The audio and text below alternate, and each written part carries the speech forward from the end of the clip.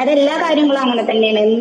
ഒരു ഭക്ഷണം കഴിച്ചു കഴിഞ്ഞാൽ അതിന്റെ ഒരു ടേസ്റ്റ് പോണ വരെ അത് നിൽക്കുന്ന പോലെ തന്നെയാണ് ഓരോ ക്ലാസ്സുകൾ അറ്റൻഡ് ചെയ്തിട്ട് നമ്മൾ വരുമ്പോ അത് വിട്ടുപോകും. പക്ഷെ ഇവിടെ വന്നതിന് ശേഷമാണ് അത് നമ്മൾ ജീവിതത്തിൽ കൊണ്ടുവരാൻ തുടങ്ങിയത്.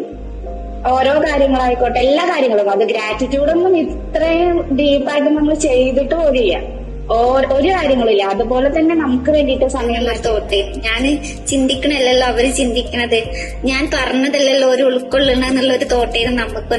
ഇപ്പം നമ്മളെ തന്നെ സ്നേഹിച്ചു തുടങ്ങി.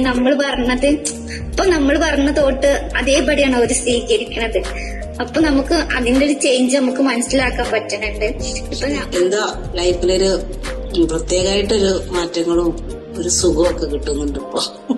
അതേപോലെ ഫേസ് ഒക്കെ ശരിക്കും കണ്ണാടി നോക്കുമ്പോ അയ്യോ എന്ത് ഭംഗിയിലിരുന്ന മുഖമാണ്, ഇപ്പോഴാണ് നമുക്ക് അങ്ങനെ തോന്നിപ്പോവും.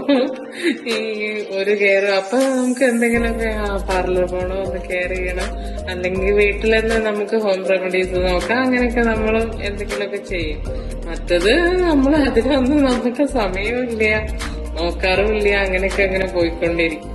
ഇവരുടെയൊക്കെ നിറഞ്ഞ മനസ്സോടെയുള്ള ഈ ഫീഡ്ബാക്ക് ഉണ്ടല്ലോ, ഇതാണ് ക്ലാരിറ്റി കോഡിന്റെ സക്സസ്. ഇതുപോലെ നിറഞ്ഞ മനസ്സോടെ, ചിരിച്ച മുഖത്തോടെ, ആത്മവിശ്വാസത്തോടെ അടുത്തത് സംസാരിക്കുന്നത് നിങ്ങളാവട്ടെ.